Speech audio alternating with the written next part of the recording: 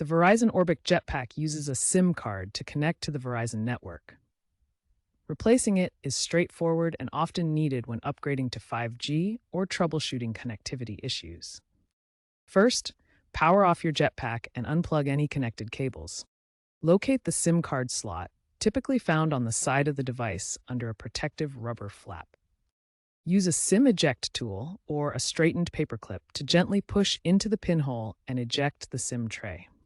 Remove the old SIM card and insert the new Verizon-approved SIM, ensuring it's correctly seated in the tray.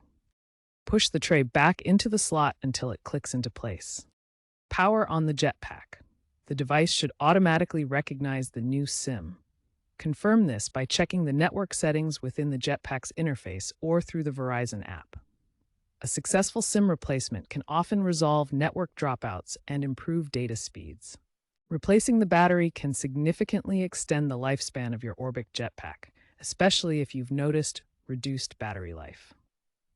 Before starting, power off the device and disconnect any cables. You'll need a small Phillips head screwdriver and a plastic pry tool. Flip the jetpack over and remove the screws on the back cover. Carefully use the plastic pry tool to separate the back cover from the device, working your way around the edges.